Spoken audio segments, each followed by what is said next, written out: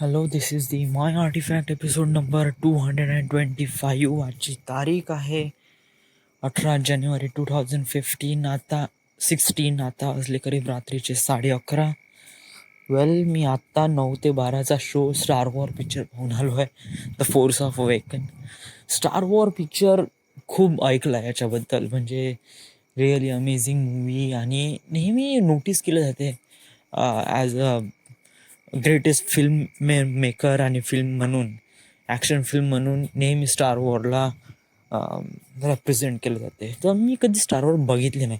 Actually माझ्यापाशी आहे star war 1, 2, 3, but मी त्या कम्प्युटरमध्ये थोडंसं बघितलं, पण एवढं बोर वाटलं, कारण ते जे वॉर सीन आहे ना, खूप जुने वाटत होते. म्हणजे खूप जुन्या काळातले जे प्लेन्स, तलवारी यांच्या अजीब ड्रेस, किती अजीब ड्रेस आहे कोणाची आर्मी, जस्ट लाईक व्हाईट ड्रेसमध्ये, आणि ते असे जस्ट लाईक जोकर हसायचे त्यांच्याकडे पाहून. आणि विलन्स पण इतके क्रिपी, त्यांचे मास्क वगैरे, काय किती खूप जास्त झालं ना तर खूप बेकार वाटते यार, बहुतच बेकार. आणि त्यांचे स्टार वॉर जस्ट लाईक एवढे सायंटिफिक काढण्यालायक तर खूप काही वाईट गोष्टी आहे. But first thing first, film कशी होती? माझ्या मनानुसार तर, आता मी 21st सेंचुरीमध्ये जन्मलेला एक टीनेजर मुलगा आहे, त्यामुळे मला कशा प्रकारची मूवी पाहिजे ते मी सांगतो. काही just like movie like ॲव्हेंजर, iron man, stuff like that, DC comics, Superman, नाही का जुने आत्ता जे 15 एडिशनमध्ये निघाले आहे, 13-15 21st सेंचुरीमध्ये निघाले सुपरमॅन जे मूवी, तशा प्रकारचे. ओके, तर फिल्ममध्ये चांगल्या गोष्टी काय? यस, वाईट गोष्टी तर खूप काही सांगितलं, तर चांगल्या गोष्टी काय? हा फिल्म ॲक्च्युली स्टार वॉर 1, 2, 3 हे 3च पार्टमध्ये बनवले गेले आहे. बट त्यावेळेस म्हणजे 19th सेंचुरीमध्ये ही फिल्म काफी माहोलवरती खूप अमेझिंग मूवी होती.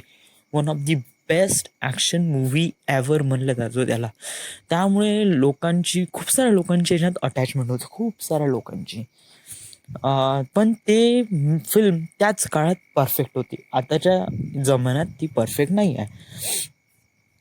त्यामुळे J.J. अब्राहमने यांना फक्त न्यूली इंट्रोड्यूस करण्यासाठी एक नवीन स्क्रिप्ट लिहिली, आणि star war the force of awaken, जे रेप्रेझेंट करते अशा पीपलशी ज्यांनी स्टार वॉर बघितले आहे, त्यांच्या लाईफशी निगडीत आहे स्टार वॉर.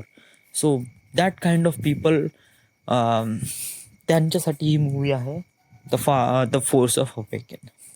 या, दुसरी चांगली गोष्ट आहे की फिल्म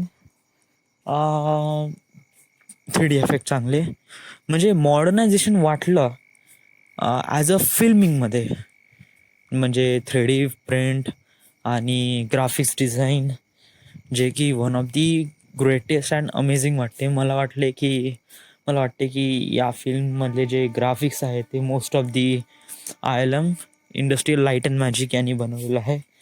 काफी सॅच्युरेशन आणि one of the perfect graphics या फिल्ममध्ये वापरले गेलं आहे. Casting is also pretty good, एवढी काही वाईट नाही, पण कास्टिंग कोणत्याच गोष्टीत, म्हणजे कास्टिंगमध्ये कुठे वाईटच नसतात. प्रत्येक ॲक्टर एकदम 100% एफर्ट लावतो, जाहे कोणतीही फिल्म असो, ते रेप्रेझेंट करते फिल्म कशी आहे. त्यामुळे casting is always pretty good in every movie. Okay, ठीक आहे. ह्या झाल्या चांगल्या गोष्टी. अजून कोणत्या चांगल्या गोष्टी आहे? वाईट गोष्टी सांगू, लिस्ट माझ्यापाशी बंदी. वाईट गोष्ट, या, जे फिल्ममध्ये जे सायंटिफिकली दाखवलं गेलं आहे का एक यान लाईटच्या स्पीडने दुसऱ्या ग्रहावर जातो, आणि त्या ग्रहावरून लाईटच्या स्पीडने येतो, आणि ते जस्ट लाईटच्या स्पीडला अशा प्रकारे यूज करत आहे just like a rocket booster. But that is not. Speed of light is a really creepy thing you wouldn't imagine, because it not just a change of distance, it also change of matter and also a time. म्हणजे एक बंदा, विचार करून घे, एक बंदा आहे, त्याला दिल्लीवरून न्यूयॉर्कला जायचं आहे. तो नाही मेट्रोने जाणार, नाही कोणते एअरबस, किंवा त्याला टाईम मशीनने जायचं आहे, किंवा स्पीड ऑफ लाईटच्या स्पीडने जायचं आहे. तर मग तो तो किती सेकंडमध्ये पोहोचेल? Hardly just fraction of second. So what does happen? म्हणजे काय आहे की त्याला तर त्याच्यासाठी म्हणजे म्हणजे तो बंदा त्याला दिल्लीवरून न्यूयॉर्कमध्ये जायचं आहे जेवण करण्यासाठी. त्याचं जेवण रेडी आहे. तर काय होईल, तो स्पीड ऑफ लाईटनी जाईन. तर जस्ट आपल्याला वाटन की आपण खूप लवकर आलो आहे, but that is not. Actually 2 घंटे झाले तो अजूनपर्यंत न्यूयॉर्कमध्ये पोहोचलेला नाही. 2 घंटे. आणि हा तर बस बसल्याबरोबर उठला. व्हॉट जस्ट हॅपन एवढे? मग याच्यासाठी तर टाईम खूप कमी झाला, यांच्यासाठी टाईम खूप एवढा वाढला. कारण इट जस्ट मॅटर करते टाईमशी. कारण जेव्हा स्पीड ऑफ लाईटच्या स्पीडने जाते, जे की सर्वात हायेस्ट स्पीड ऑन गॅलेक्सी और युनिवर्स म्हणलं जाते, त्या स्पीडमध्ये टाईम पण खूप मॅटर करते, टाईम पण खूप चेंज करते. त्यामुळे अशा speed of light is a really creepy things. आणि याचा यूज करणं म्हणजे one of the also creepy things. आणि ते लोक अशा प्रकारे यूज करत आहेत जस्ट लाईक रॉकेट बूस्टर. मला त्या प्लॅनेटवर जायचं आहे, तर आपण स्पीड ऑफ लाईटने जाऊ. ओके, ठीक आहे. पण द्या विचार तर कर बेटा, स्पीड ऑफ लाईटने गेलं तर काय होईल? टाईम किती चेंज होईल? इथे का टाईम राहील, तिथे का टाईम राहील, आपल्या ट्रॅव्हलिंग डिस्टन्समध्ये काय टाईम राहील? Every single fraction of second does matter on Wien you travelling on speed of light.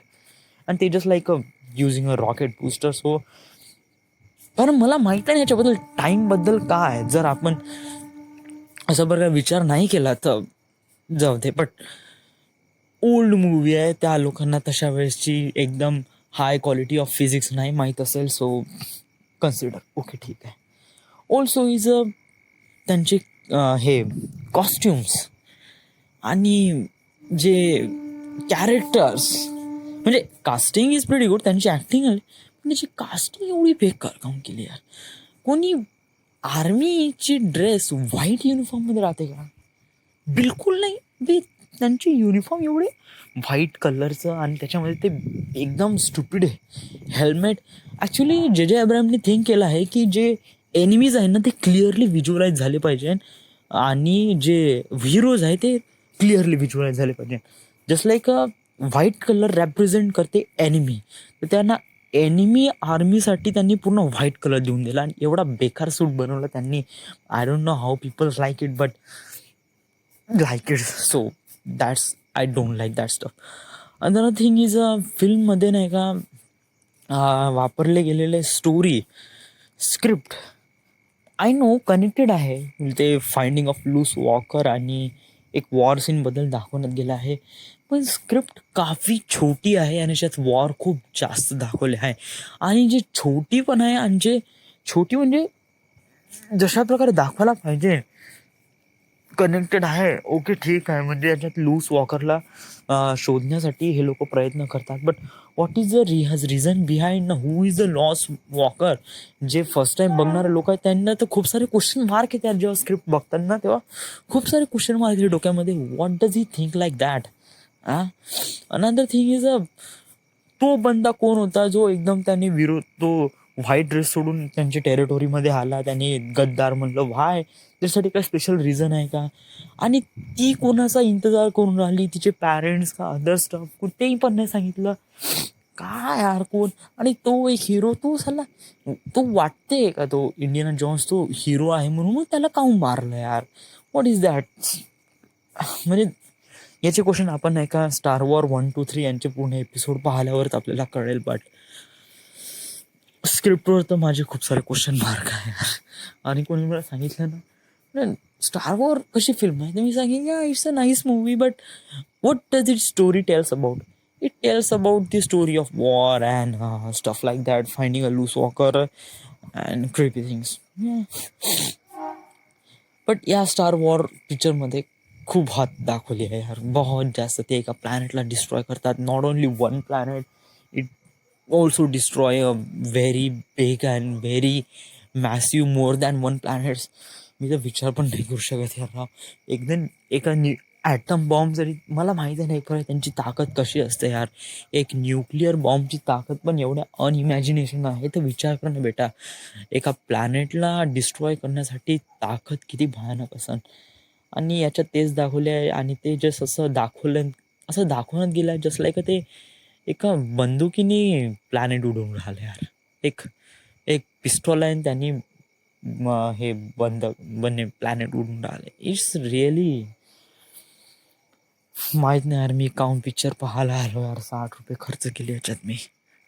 जाऊ दे, जसं आहे तसं तेच आहे. वॉटेवर. जिमचे तर पैसे आपले 200 रुपये, त्यामुळे आपले जिमचे तर पैसे नाही जाईल.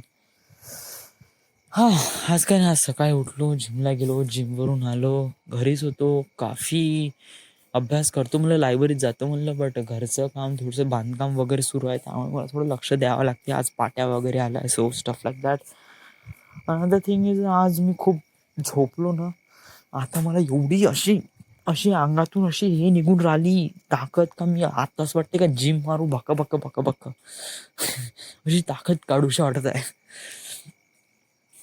सो या इज इट. आजचा स्पेशल हेच आहे. So is it.